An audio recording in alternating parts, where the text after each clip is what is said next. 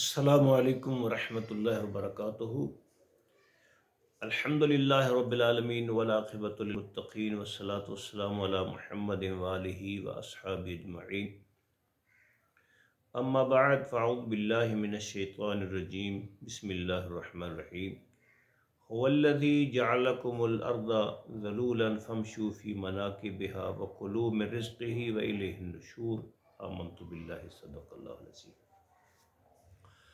آج ہم حلال کمائی کے حوالے سے عرض کریں گے۔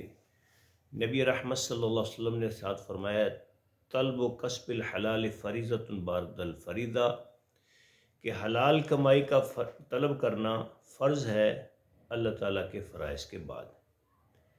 اور نبی علیہ السلام نے ارشاد فرمایا، ان اللہ طیب لا یقبل الا طیبہ، یقیناً اللہ تعالیٰ پاک ہے اور پاک ہی کو قبول فرماتا ہے۔ وَإِنَّ اللَّهَ أَمَرَ الْمُؤْمِنِينَ بِمَا أَمَرَ بِهِ الْمُرْسَلِينَ، اللہ تعالیٰ نے جو حکم انبیاء علیہ السلام کو دیا ہے وہی حکم اللہ تعالیٰ نے مومنوں کو بھی دیا ہے۔ فقال، اللہ نے ارشاد فرمایا، یا ایھا الرسل کلوا من الطیبات واعملوا صالحا، اے رسولو حلال کھاؤ، پاکیزہ کھاؤ، ستھرا کھاؤ اور نیک اعمال کرو۔ وقال اللہ تعالی، یا ایھا الذین آمنوا کلوا من طیبات ما رزقناکم، اے ایمان والو تم صاف روزی کھاؤ جو ہم نے تمہیں عطا فرمائی ہے۔ ثم ذکر الرجل، پھر نبی علیہ السلام نے ایک شخص کا ذکر کیا، یطیل السفر، جو لمبا سفر کرتا ہے، اشعث واغبر، بال بکھرے ہوئے ہیں اور بالوں میں جو ہے وہ بال خاک آلود بھی ہیں، یمد یدیہ الی السماء، آسمان کی طرف ہاتھ بلند کر کے کہتا ہے، یا رب یا رب، اے پروردگار اے پروردگار، اور حالت کیا ہے؟ وَمَطْعَمُهُ حرام، اس کا کھانا حرام کمائی سے ہے، وَمَشْرَبُهُ حرام، اس کا پینا حرام کمائی کا ہے، وَمَلْبَسُهُ حرام، اور اس کا لباس بھی حرام کمائی سے ہے، وَغُذِيَ بِالْحَرام، حرام غذا دی گئی ہے، فَأَنَّىٰ يُسْتَجَابُ لِذَلِكَ، پھر اس کی دعائیں کیسے قبول ہوں؟ دعا کی قبولیت کے لیے شرط ہے کہ اس کی کمائی حلال کی ہو۔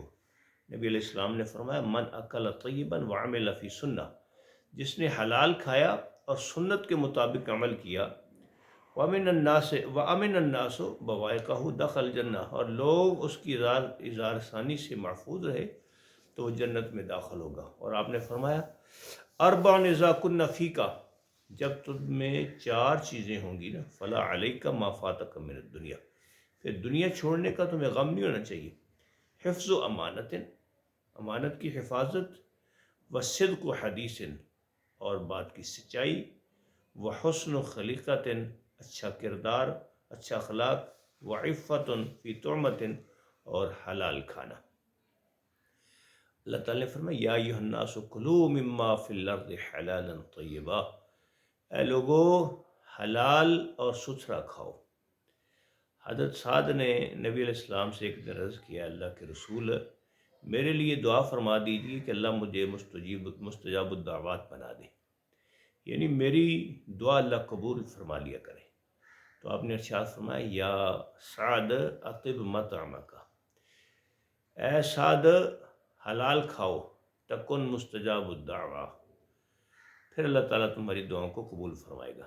والذی نفس محمد بیدہ، اس ذات کی قسم جس کے ہاتھ میں محمد صلی اللہ علیہ وسلم کی جان ہے، ان العبد لیقذف لقمۃ الحرام فی جوفہ ما یتقبل منہ عمل 40 یوما، کہ جو شخص ایک لقمہ حرام کمائی سے کھاتا ہے تو 40 ایام تک اس کے اعمال، اس کی نیکیاں قبول نہیں ہوتی۔ وَأَيُّمَا عَبْدٍ نَبَتَ لَحْمُهُ مِنَ السُّحْتِ فَالنَّارُ أَوْلَىٰ بِهِ، اور جس کی کمائی حرام کی ہو اور اس کا جسم حرام کمائی سے پلا ہو تو وہ اس لائق ہے کہ اسے دوزخ میں ڈالا جائے۔